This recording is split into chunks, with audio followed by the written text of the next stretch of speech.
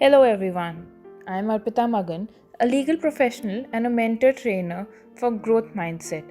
I come from a corporate background and have an extensive 8 years plus experience in corporates, which includes leading exchanges of India and a leading MNC to which I am currently associated. Today, we'll be talking about mindset in general, especially in corporates.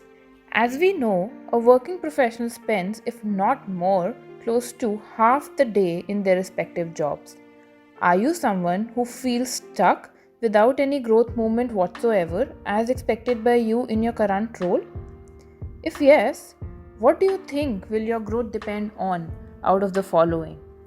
Would it be you, your boss, organization's vision, or your team? There's always a concept of superior and inferior in a corporate hierarchy. But should that hierarchy impact the way you think or carry yourself out there?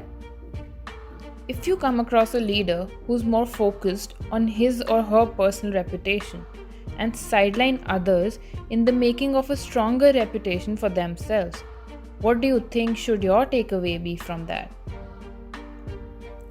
What should be the takeaway will depend upon your own mindset and nothing else.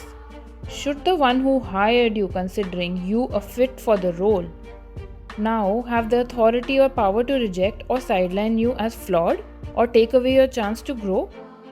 If not, then what have you done to make your boss do otherwise?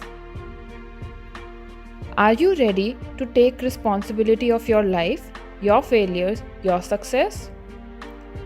Let's say there is a new way of reporting things coming into your process, as AI is the new way of generating outcomes. Now, there'll be two ways of responding to it.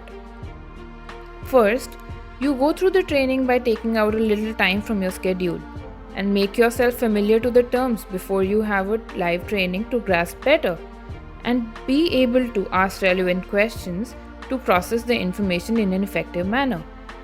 This will also help you ask questions even though they're basic and get clarity of the concept.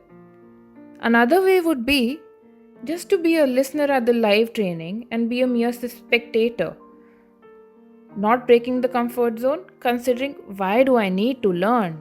The superior will handle as the need be. Now, is failure or getting it wrong the end of the world for you? Or it's a new exciting opportunity, a stepping stone for bigger and better? Think about it.